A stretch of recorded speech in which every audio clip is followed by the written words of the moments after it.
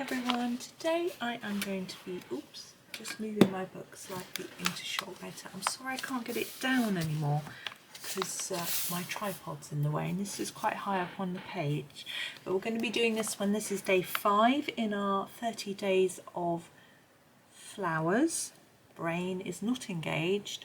Now this is a specific flower. I think it's based on one, now I'm trying to remember, something flitteria or something like that. I can't quite remember, but we aren't going to do it like that because they're sort of purple.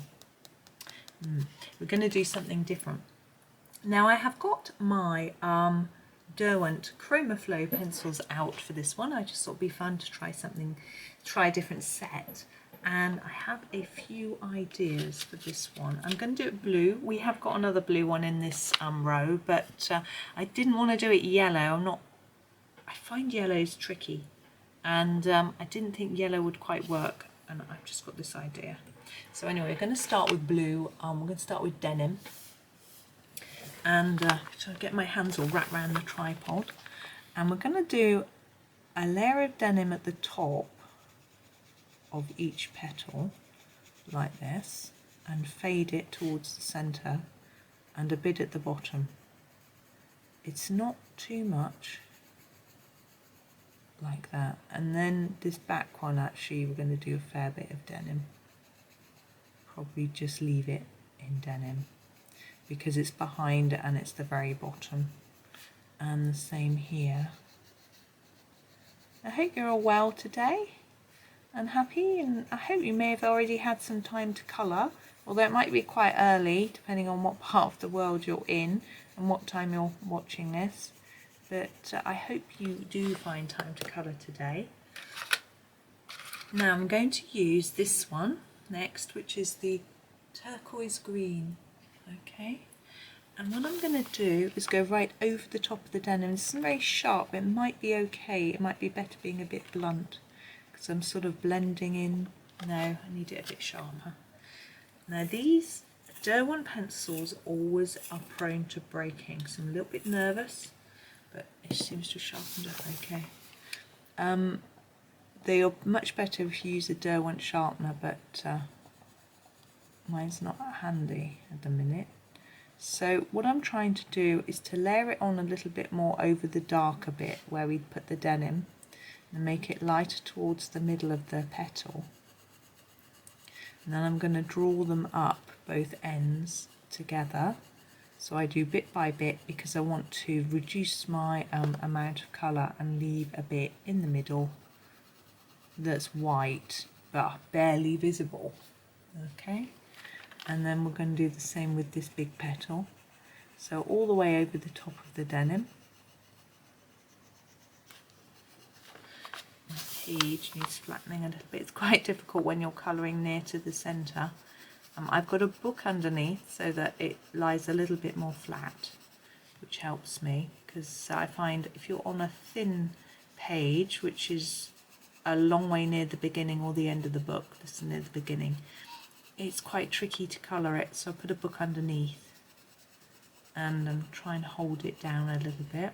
It's going to do the same again where we're bringing the two sides together and where we can just leave a little white. I think this would probably work better on a flower without a pattern on it. We've got this sort of crosshatch pattern which I think might be slightly distracting us from what we're doing, but we'll see how it works.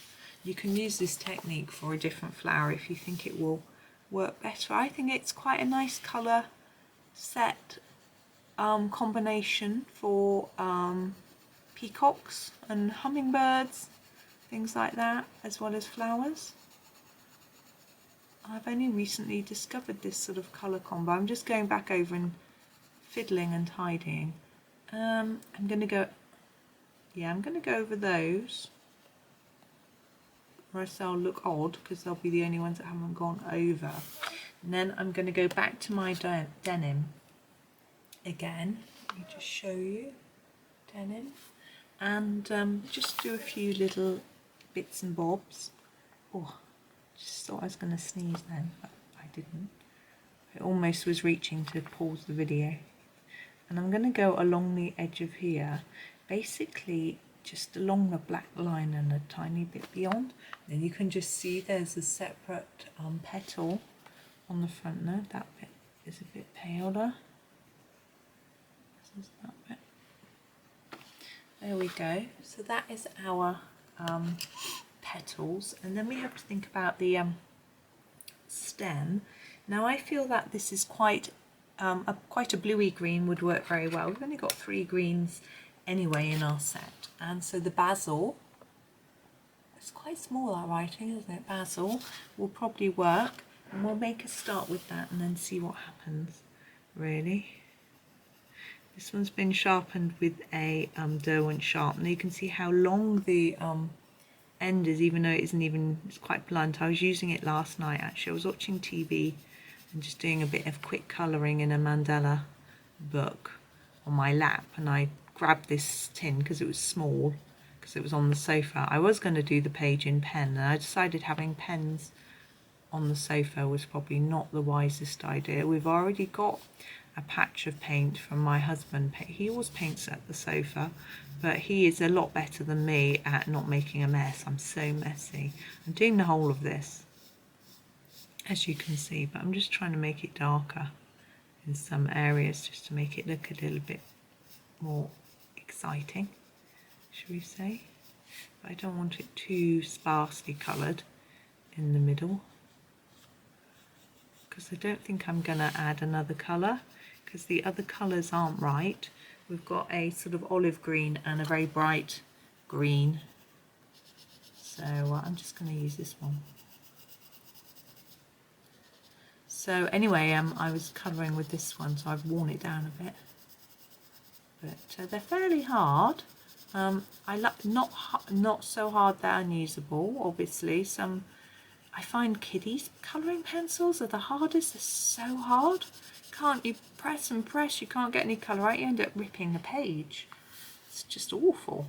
But I haven't fortunately had to use any of those. I don't know where oh yes, I was in a shop. I was in a bookshop and my kids were looking at books, and I was bored, and I sat down at this little kiddie table, and there was some colouring pencils. I was colouring in the bookshop and in the kiddies section with these absolutely appalling pencils that they had provided, which, ugh, and I just couldn't get any different. I had to press so hard just to get a little bit of colour out. I couldn't do any shading, and they wouldn't blend. Ugh, they were nasty. But hey, thankfully I don't have to use those very often. I just couldn't resist. I don't know if you're the same. You see some colouring, you have to do it. Maybe not. Maybe if I saw a stranger colouring, I wouldn't sit down and do their colouring. I don't see that though. I've never been out and about and seen anyone colouring. Not ever. Which is interesting. But then I'm not the most social person. I don't go out to restaurants and cafes and things, because especially not at the minute. They are open in the UK. I'm just not. I'm not.